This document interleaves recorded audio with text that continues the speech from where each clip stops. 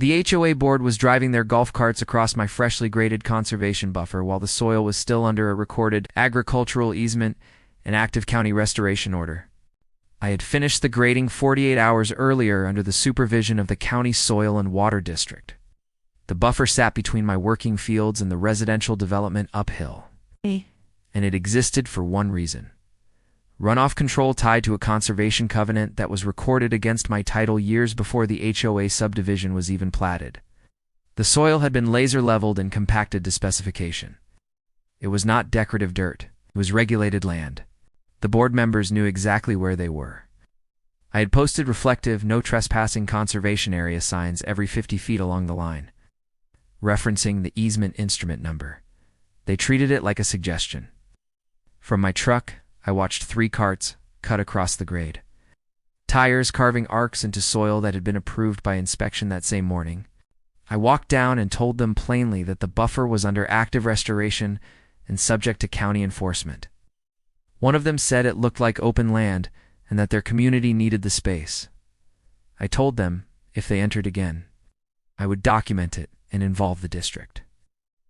They laughed and drove off the way they came, leaving ruts that would hold water.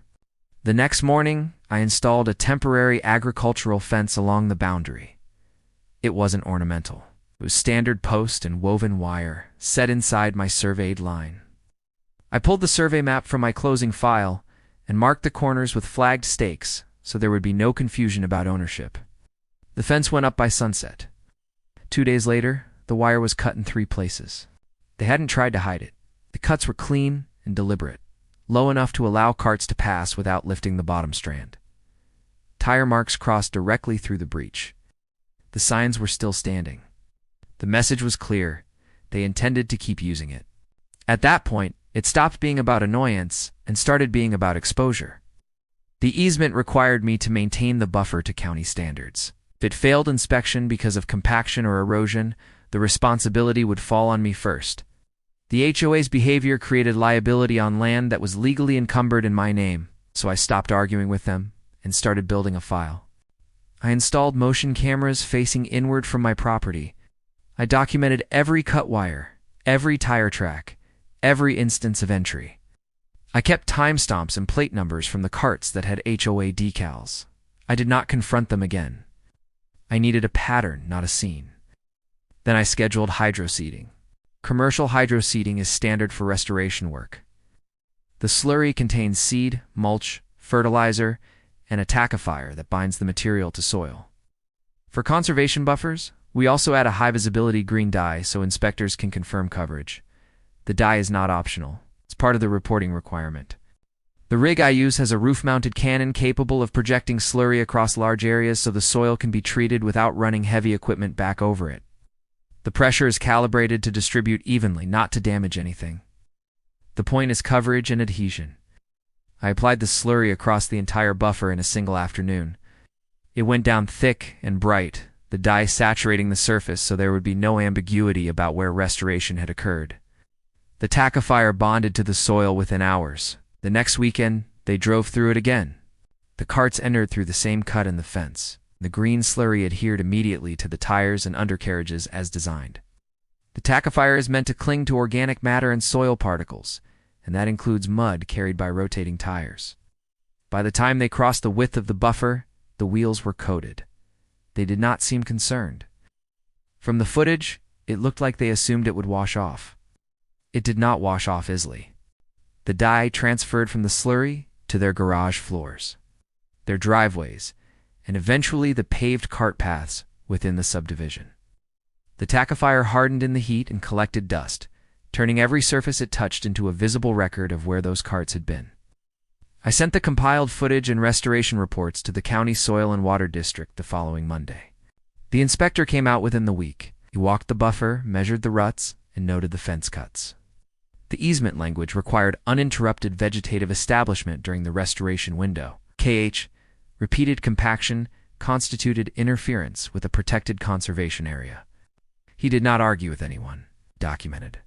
The district issued a notice of violation naming the HOA as the responsible interfering party based on the evidence I provided. The notice required cessation of entry, repair of the fence, and financial responsibility for any restoration delays attributable to trespass. The HOA board responded through their attorney, claiming the buffer created drainage issues for their development. That position was difficult to maintain because the buffer existed specifically to mitigate runoff from their uphill lots. The recorded easement predated their complaint.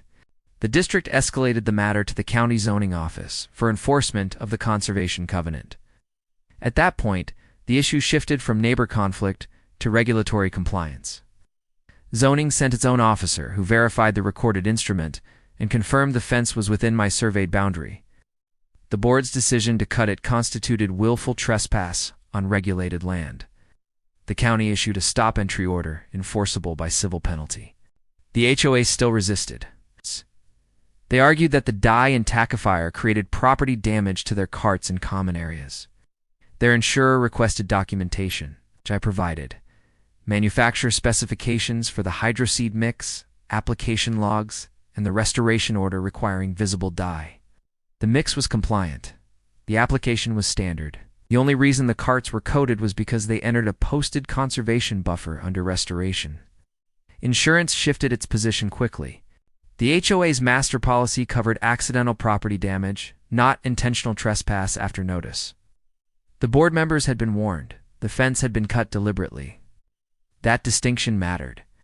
The carrier issued a reservation of rights letter regarding coverage for defense and indemnification. Meanwhile, the district re-inspected the buffer and determined that reseeding was necessary in the compacted sections. Under the terms of the notice, the cost was assigned to the interfering party. I submitted my contractor invoice for additional grading and slurry application. The county attached daily civil penalties for continued noncompliance, till the fence was restored and proof of board acknowledgement was filed. The HOA called a special meeting. Homeowners were shown images of green-stained garage slabs and were told the farmer had sprayed chemicals onto their carts. The inspector attended that meeting at my request and clarified that the product was an approved agricultural slurry required under the conservation order. He also clarified that the dye was water-soluble, but persistent enough to document coverage, and that entry into the buffer voided any claim of accidental exposure. The tone shifted after that. The board voted to repair the fence and adopt a resolution prohibiting cart access to the buffer. They also authorized payment for restoration costs and accrued penalties. The total amount exceeded what they had budgeted for the quarter.